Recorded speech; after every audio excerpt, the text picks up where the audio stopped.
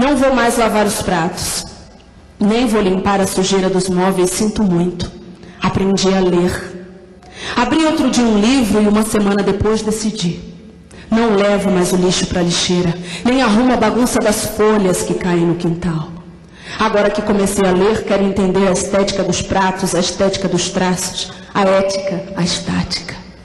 Olho minhas mãos quando mudam a página dos livros, mãos bem mais macias que antes, e sinto que posso começar a ser a todo instante. Sinto qualquer coisa. Não vou mais lavar e nem levar seus tapetes para lavar a seco. Tenho os olhos rasos d'água. Agora que comecei a ler, quero entender o porquê. Por quê? E o porquê? Existem coisas. Eu li. Eu até sorri e deixei o feijão queimar. Olha que o feijão sempre demora para ficar pronto. Considere que os tempos agora são outros. Esqueci de dizer, não vou mais. Você nem me espere, nem me chame, não vou. De tudo que jamais li, de tudo que jamais entendi, você foi o que passou. Não lavo mais pratos. Quero travessas de prata, cozinhas de luxo e joias de ouro, legítimas. Está decretada a lei áurea.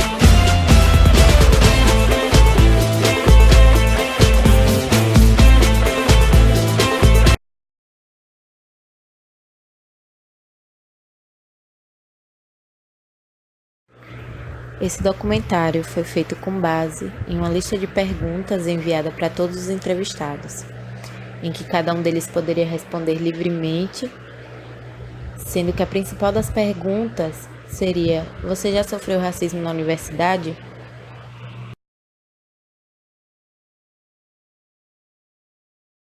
O que vocês verão a seguir são as respostas que obtivemos com essas perguntas e aproveitamos para reverenciar os nossos ancestrais, aos homens negros e especialmente às mulheres negras que construíram e constroem esse país.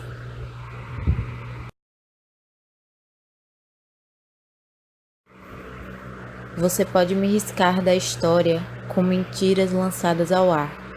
Pode me jogar contra o chão de terra, mas ainda assim, como a poeira, eu vou me levantar. Você queria me ver abatida, cabeça baixa, olhar caído, ombros curvados como lágrimas, com a alma a gritar enfraquecida. Minha altivez o ofende. Não leve isso tão a mal. Só porque eu rio como se tivesse minas de ouro no quintal. Você pode me fuzilar com as palavras e me retalhar com seu olhar. Pode me matar com seu ódio ainda assim. Como há. Vou me levantar. Minha sensualidade o agita. E você, surpreso, se admira. Ao me ver dançar como se tivesse diamantes na altura da virilha.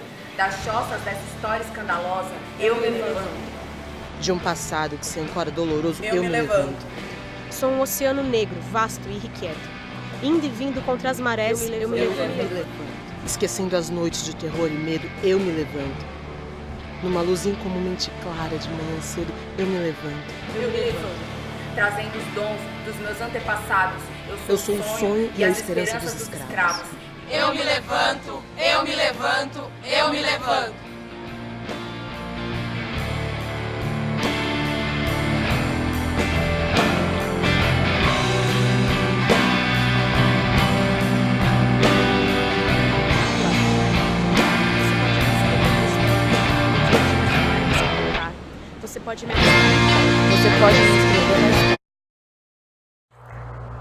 Esse documentário também tem a intenção de indicar literatura negra. O Olho Mais Azul é um livro escrito nos anos 70 por Toni Morrison, uma autora norte-americana, na tentativa de dramatizar a opressão que o preconceito racial pode causar na mais vulnerável das criaturas, uma menina negra.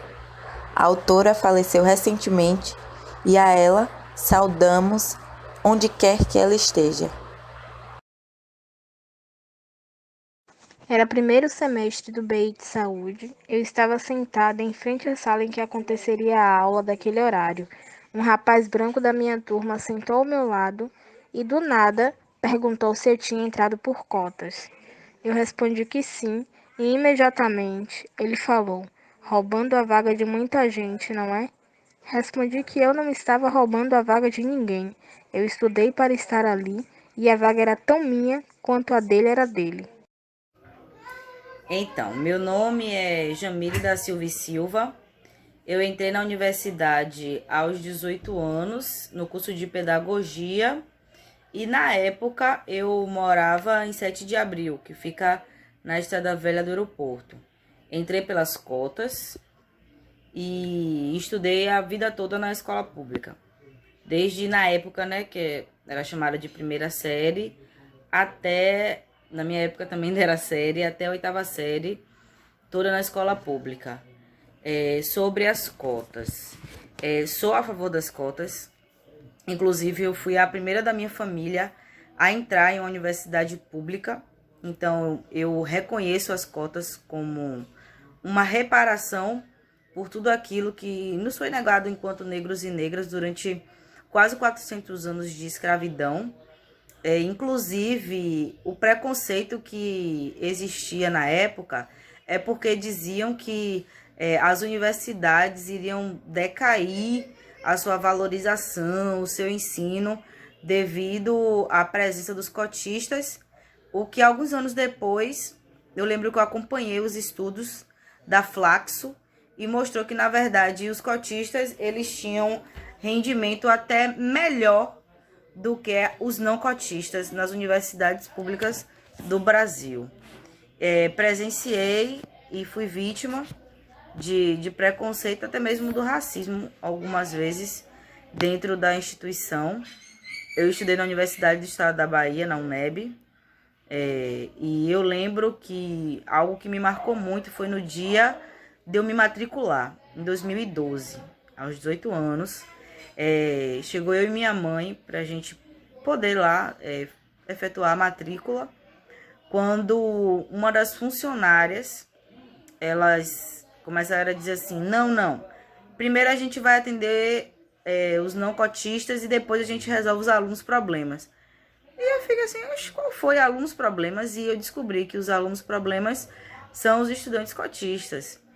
Aí eu fiquei com o pezinho atrás, mas, enfim, os anos foram se passando e, de cara, no primeiro semestre, eu tive um problema de saúde devido a uma professora do primeiro semestre. Ela dizia pra gente que o vestibular precisava ser um pouco mais difícil, porque quando a gente errava alguma coisa ou lia muito pausadamente, justamente para não errar, porque a gente já sabia que ela reclamava, brigava, ela dizia assim, deve ser cotista, só pode ser cotista.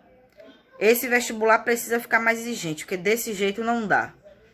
Assim como presenciei muitas outras coisas. Eu fui vítima, quando eu digo que adoeci, porque hoje, como algumas pessoas sabem, que existem gatilhos mentais, e acabou ativando um gatilho mental do qual eu me senti incompetente.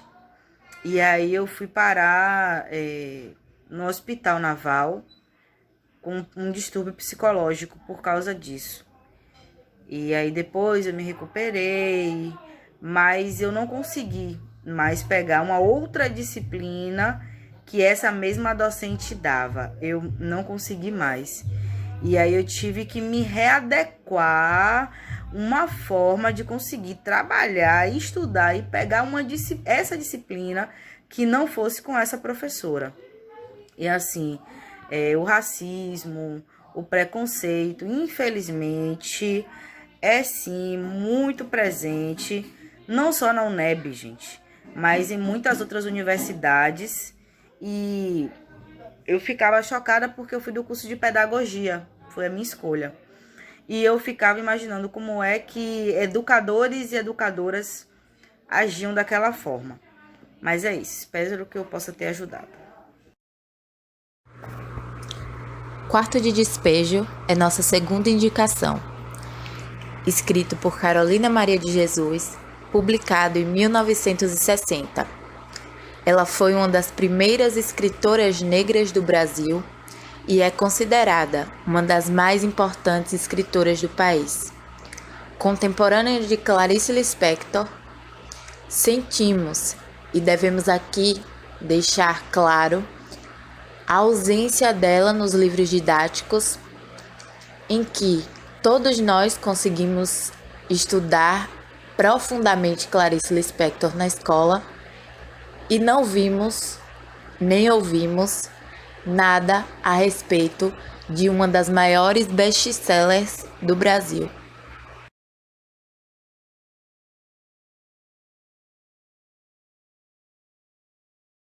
Quando eu entrei na universidade, eu não tinha ainda plena consciência sobre as questões raciais e como elas poderiam impactar nos ambientes em que eu habitava.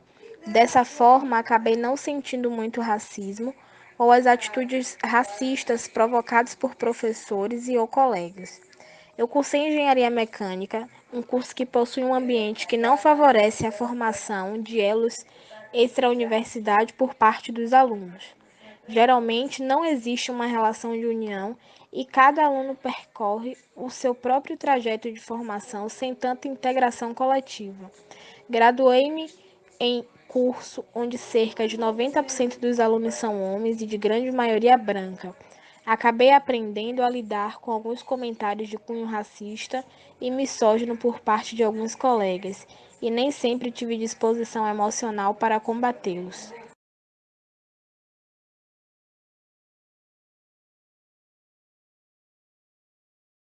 Eu me chamo Natália, eu tenho 24 anos, mas entrei na universidade com 21. Eu faço bacharelado interdisciplinar em saúde, na UFPA. E eu nasci e cresci em Piripiri, que é um bairro do subúrbio ferroviário de Salvador. Não sou cotista. Muitas pessoas se impressionam, né, quando descobrem que eu não sou cotista. Como assim? Você é negra, você não é cotista. Mas eu estudei em colégio particular durante muito tempo. E isso impossibilitou que eu pleiteasse uma vaga, né, nas cotas. Mas para mim isso não é um problema. Até porque as cotas, como ação afirmativa, foi criada para a inclusão de negros na universidade que não tiveram os mesmos privilégios que eu. E eu nunca sofri, né, nenhum tipo de racismo, nem de preconceito por eu ser negra, né, pela cor da minha pele, mas pelo bairro que eu vim. Sempre ouço algumas piadas, alguns dizeres, né, que são combatidos por mim o tempo todo. E eu sempre fiz um curso, né, estou fazendo um curso muito tranquilo, não tive problemas com professores ou com a coordenação do curso, por eu ser negra ou por eu ser periférica. Quando você é negro e ocupa um espaço de universidade pública, principalmente, você está sujeito às diversas formas de racismo, ainda que veladamente. Eu fiz o NEB, à época eu não fui cotista, eu não escolhi as cotas, mas eu tinha colegas brancas de olho claro, verde, que tinham entrado pelas cotas.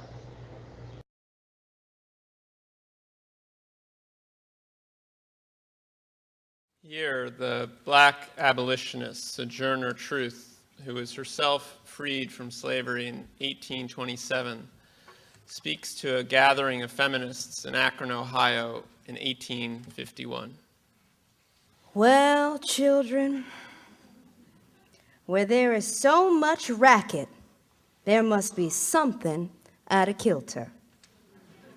I think that twixt the Negroes of the South and the women at the North, all talking about rights. The white man will be in a fix pretty soon. But what's all this here talking about?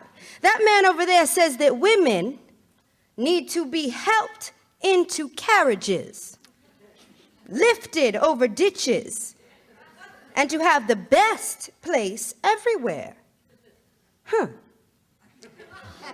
Nobody ever helps me into carriages, or over mud puddles, or gives me any best place. And ain't I a woman? Look at me. Look at my arm. I have plowed and planted and gathered into barns, and no man could head me. And ain't I a woman? I could work as much and eat as much as a man when I could get it, and bear the lash as well. And ain't I a woman? I have borne 13 children and seen most all sold off to slavery. And when I cried out with my mother's grief, none but Jesus heard me. And ain't I a woman? Then they talk about this thing in the head. What's this they call it? Intellect. That's right, honey. Well, what's that got to do with women's rights or Negroes' rights? If my cup won't hold but a pint and yours holds a quart, wouldn't you be mean not to let me have my little half measure full? Then that little man there in the black, he says women can't have much rights as men because Christ wasn't a woman. Well, where did your Christ come from?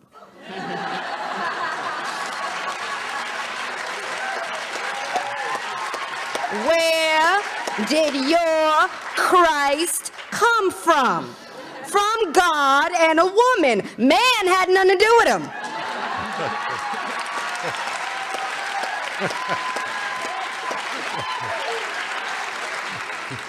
If the first woman God ever made was strong enough to turn the world upside down all alone, these women together ought to be able to turn it back and get it right side up again.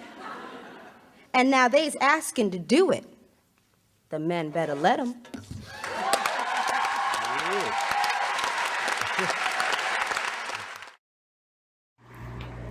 Esse relato foi retirado do livro Memórias da Plantação, Episódios de Racismo Cotidiano, que fez parte da tese de doutorado da autora Grada Quilomba. Eu realmente odiava quando as pessoas tocavam meu cabelo. Que cabelo lindo! Ah, que cabelo interessante! Olha, um cabelo afro!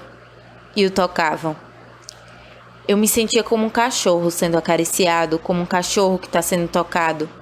Eu não sou um cachorro, eu sou uma pessoa.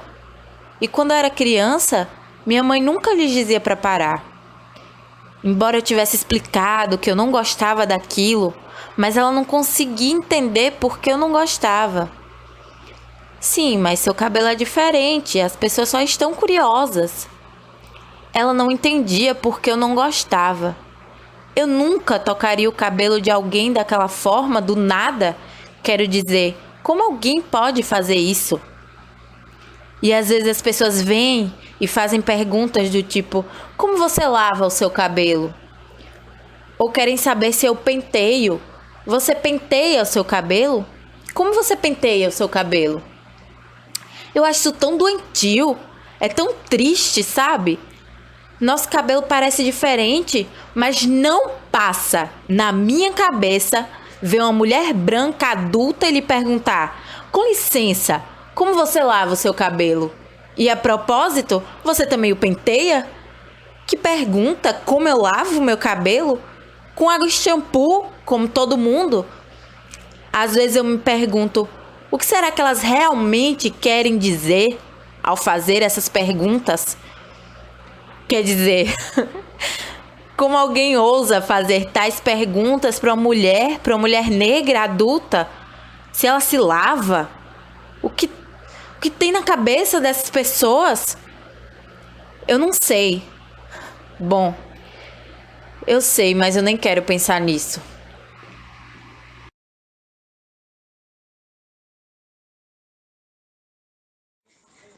Por parte de alguns professores, senti um racismo mais sutil e velado, e sempre tive a necessidade de ter que mostrar que era capaz e merecia pertencer àquele lugar, merecia estar na universidade pública. Por felicidade ou infelicidade minha, os professores que eu tive raramente conversavam em sala de aula sobre política ou questões voltadas para a diversidade, e grande parte da minha formação como pessoa é como agente combatente do racismo, nesse período. Aconteceu fora da sala de aula. Olá, eu sou Deise Cristina, sou professora há 19 anos pela Rede Municipal de Ensino aqui do meu interior. Sou preta, sou formada em letras, também sou formada em Direito pela Universidade Estadual da Bahia, UNEB. E falar de racismo é falar de algo que nos assalta cotidianamente. Infelizmente, o país é um Brasil racista. O Brasil é um país racista, né, que nos traz agruras para viver. Somos discriminados em razão da nossa cor. Não é diferente comigo, não foi diferente comigo. Eu sou de família que meu pai é preto retinto, que minha mãe é branca, do olho claro, e eu sofri situações de racismo, mesmo sem saber, desde a tenridade, uma vez que meu avô não aceitou o casamento deles e que externou as agruras do racismo por todo o clã. Meu pai sempre foi leitor, me ensinou muito a ler, me ensinou que através do estudo a gente pode conseguir galgar, acessar os espaços de poder, e só através do estudo a gente pode conseguir acessar os espaços de poder, e eu tenho isso comigo. Então, quando eu era muito nova, 12, 13 anos, eu tomava conta da venda do meu pai, estudava pela manhã e tomava conta da venda do meu pai à tarde, e eu ouvi de um senhor branco da sociedade do interior, no qual eu moro, onde eu moro, que o QI dos negros era menor do que os brancos, então, tipo, não adiantava meu esforço de estar lendo, que ele me via lendo todas as tardes, e não adiantava esse esforço, porque eu não ia conseguir chegar lá em virtude disso, porque o QI seria seria menor, né, mais baixo. Curiosamente, esse senhor teve 8 filhos, nenhum deles acessou a universidade. Eu já estou formada em 2 universidades e sou graduanda em pedagogia. E, assim, é preciso que a gente acesse os espaços de poder, sim. É preciso que a gente diga não às condições às quais nos relegam, nos alijam. E é preciso que a gente, sim, diga não, revolucione e diga não ao racismo, através da educação, através do conhecimento, né, através da leitura, enfim, é preciso que a gente diga não e que a gente mostre que não existe diferença de fato, mas a diferença é uma diferença cultural, estrutural, porque nós não somos iguais, situações nos são negadas em razão da nossa cor, nós não acessamos espaços por conta da nossa cor, dos nossos trejeitos, do nosso cabelo, da nossa cultura, da nossa religião. Eu não fui cotista, mas eu acho que cota não é esmola, né? Cota é uma tentativa é uma ação afirmativa, uma tentativa de reparação de anos de escravidão, que nos negam inúmeras coisas, dentre eles o acesso à universidade. Então, assim, embora eu não tenha sido cotista para direito na época, né, diga-se de passagem, num espaço tão elitizado e tão branco, né, eu não acho cota uma esmola, eu não acho que cota seja uma esmola para a população negra, muito pelo contrário, eu acho uma tentativa de reparação, ínfima ainda, mas que é uma tentativa de reparação, né, de uma população toda que foi escravizada e que veladamente hoje ainda é. Então, o que eu posso dizer nisso é que não ao racismo, e para além dessa questão do não ao racismo, de que a gente tem que ser antirracista, de que a gente tem que falar sim. Então é isso. Tem uma questão ainda que a gente discute muito dentro do feminismo, que é a questão do empoderamento, né? Então, empoderar é tomar o poder para si.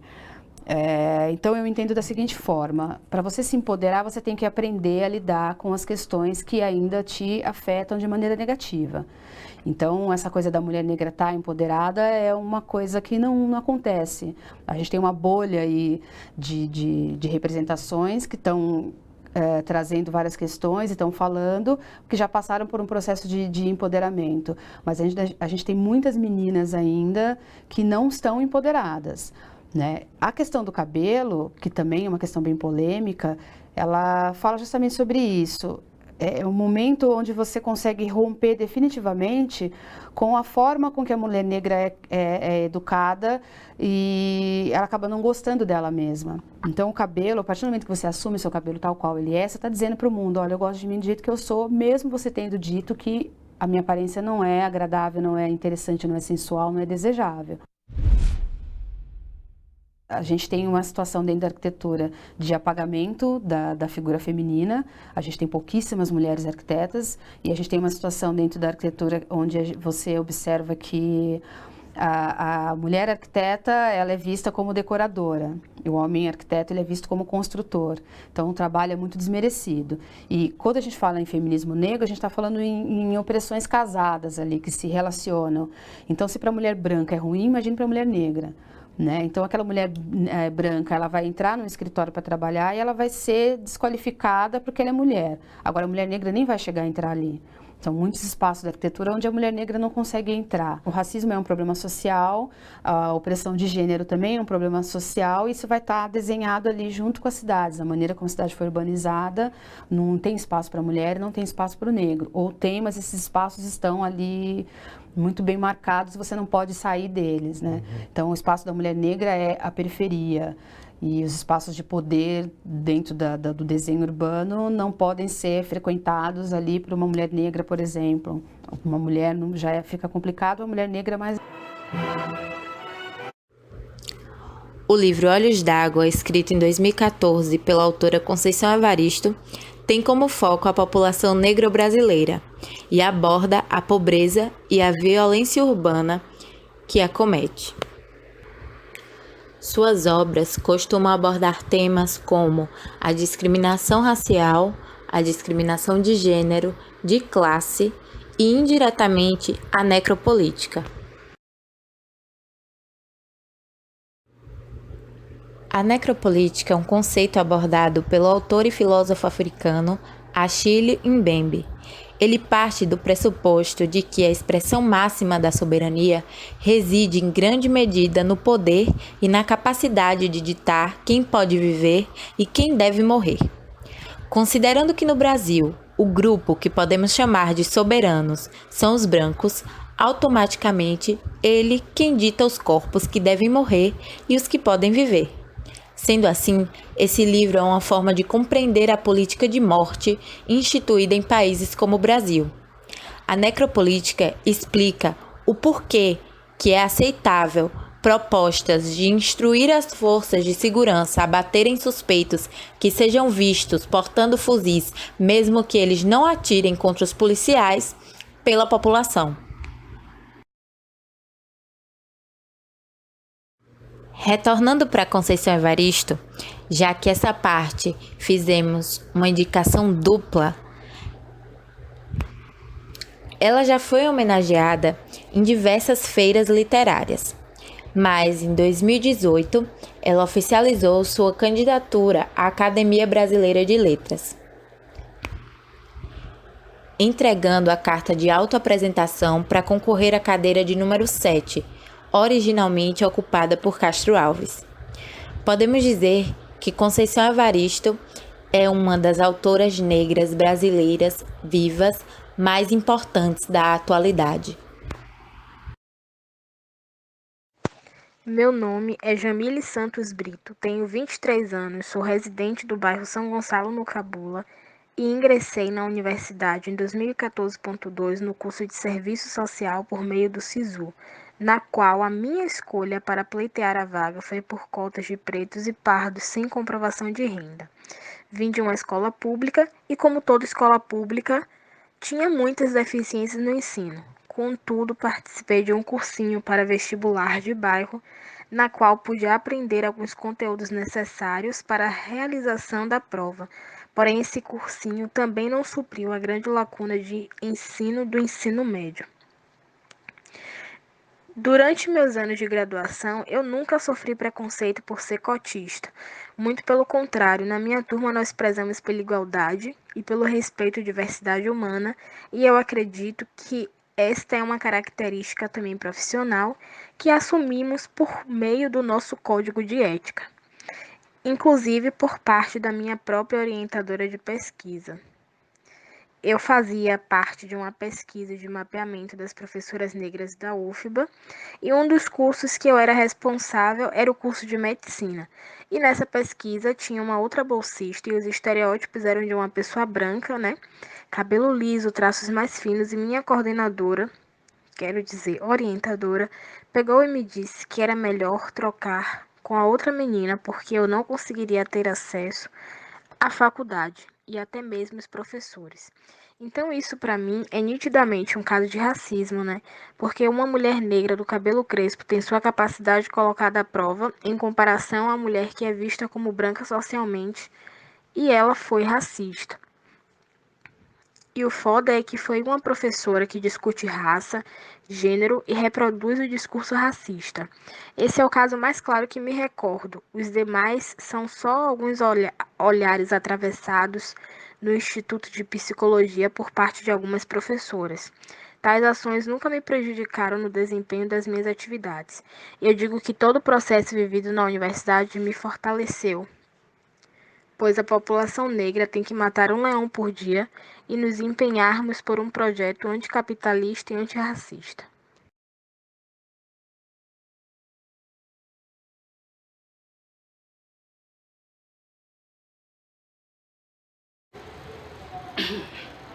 Então, meu nome é Camila, eu tenho 23 anos, eu sou estudante, eu estou no 4º semestre agora de Letras Vernáculas com Língua Estrangeira na UFBA.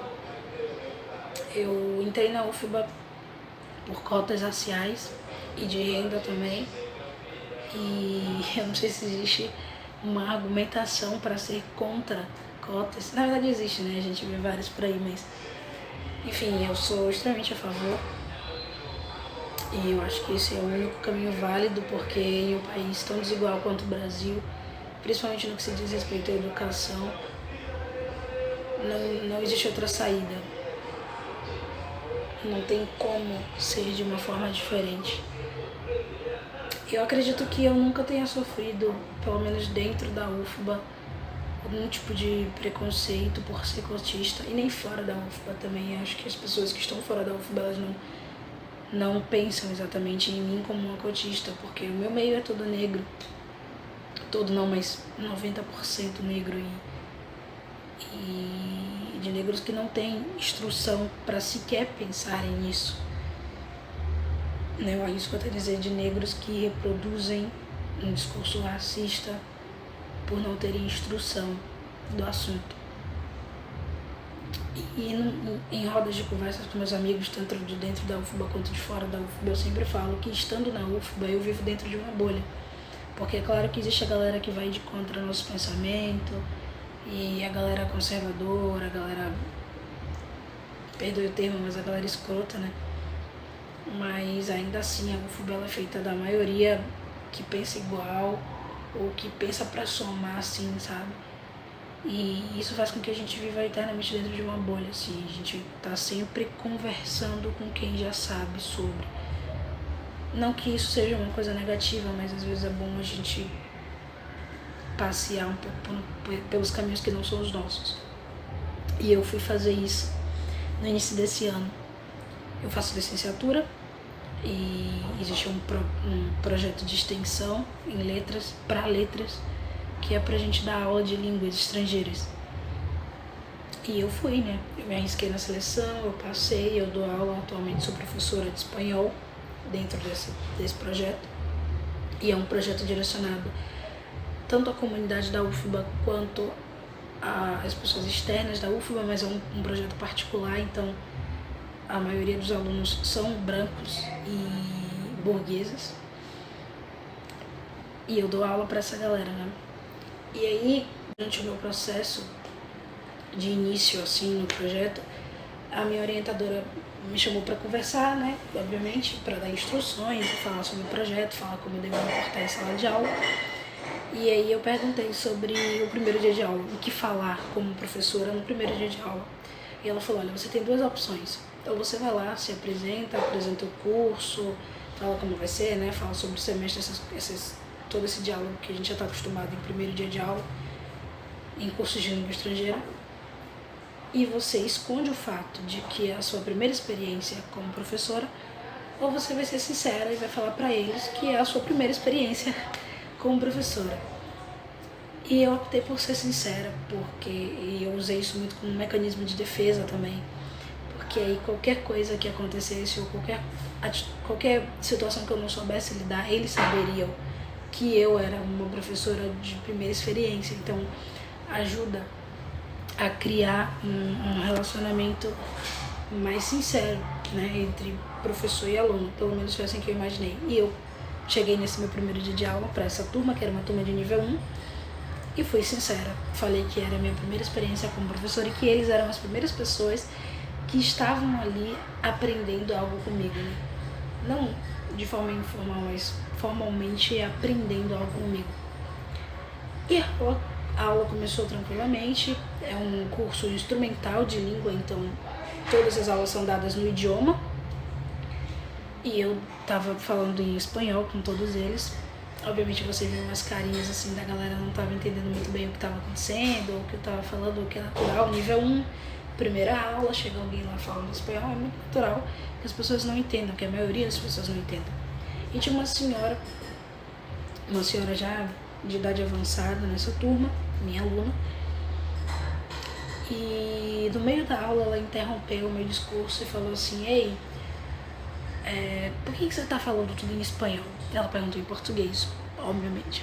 E eu respondi em espanhol porque eu não mudo minha postura dentro de sala de aula. E aí eu falei, olha, porque isso é um curso instrumental, ele funciona dessa forma.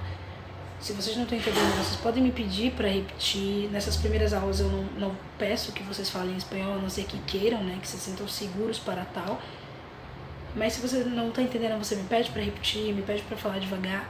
A tradução ou a fala em português será minha última ferramenta para fazer com que vocês entendam algo.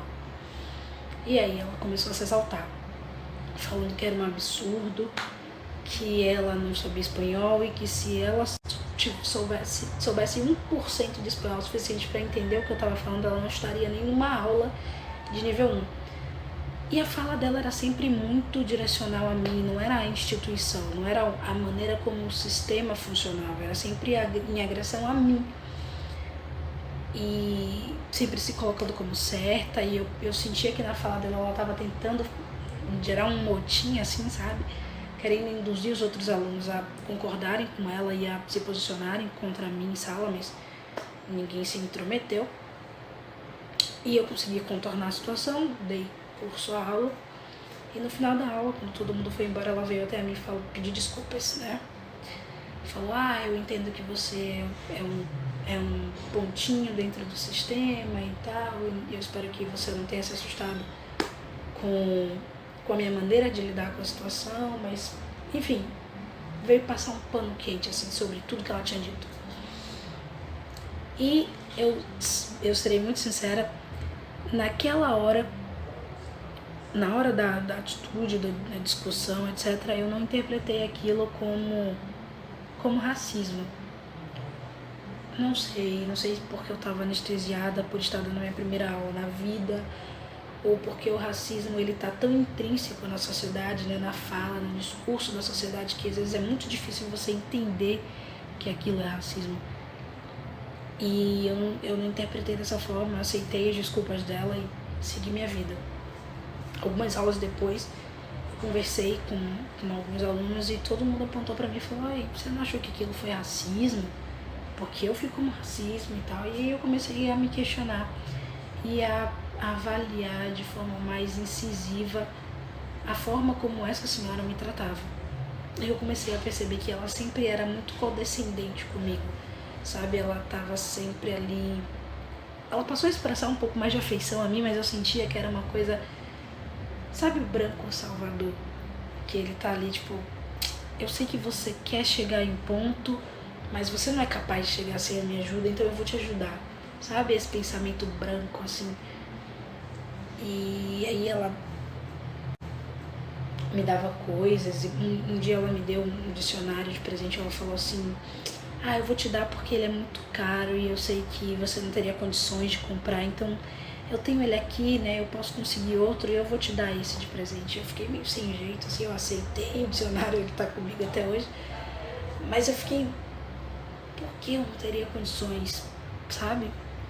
E, enfim, várias outras falas, várias outras situações que me remeteram a perceber, que me ajudaram a perceber que não só aquela situação era uma situação racista, como ela era uma mulher racista e agia assim comigo. Porque se fosse uma menina da minha idade, porém branca, no meu lugar, ela não agiria dessa forma. Talvez ela se incomodasse com o fato das aulas serem dadas em espanhol, mas ela não seria tão agressiva com a professora. E ela não é mais a minha aluna, ela saiu no meio do semestre, isso foi semestre passado. Mas é uma coisa que me marcou muito, assim, eu acredito que dentro da universidade essa foi a única situação que eu senti racismo comigo. Talvez algumas outras coisas tenham acontecido e eu não tenha identificado como eu não tinha identificado inicialmente essa situação. Mas, enfim, hoje eu tenho um pensamento muito mais recuso, assim, dentro de sala de aula. Eu tenho as minhas primeiras aulas com uma turma nova, eu sempre entro com um pouco mais de receio, porque marca. O racismo, ele não marca só a nossa pele, como ele marca o psicológico e é puxado, velho.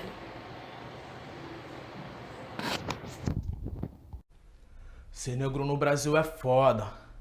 Aquele olhar de cara torta, as piadas são dolorosas. Não vou fingir que não incomoda, incomoda. Há 500 anos fecha as portas, as chibatas continuam. Só que são silenciosas. E os gritos não ecoam mais, como tratado de paz, que dolórios ancestrais, não taquei fogo em seus cardeais, eu sobrevivo sendo perseguido no escuro. Eles falam que vitimizo e vejo racismo em tudo. Os patrões no que é resistente, inconsciente, graúdo. Medo de nos ver pensar, querem força bruta em tudo. Racismo institucional, desculpa, não temos vaga. Arrasta Cláudia, prende Vinícius, Amarildo some de casa. As favelas são novas senzalas, chibatas modernas balas, século XXI vala. Grotesco sua ignorância, ter meu sangue como herança, mestiço sua petulância, tão europeu quanto africana. O povo é leigo num país laico, tiozão. Só tem negro na TV porque alguém tem que fazer o vilão. Sou resistência viva por Marighella, Mandela e Malcolm. Patrimônio nacional, cabelo do Nelson. Orgulho da minha cor do gueto. Olhar pra cara do Emicida, Elza Soares, Rico de Laçã e gritar. Esses sim tinham que ser preto.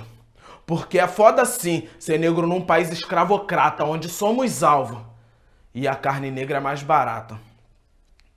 Mastiga esse ar de superioridade. Engula a igualdade que vai queimar na sua garganta. Faça uma boa indigestão dos seus podres pensamentos e cuidado ao defecar seus argumentos.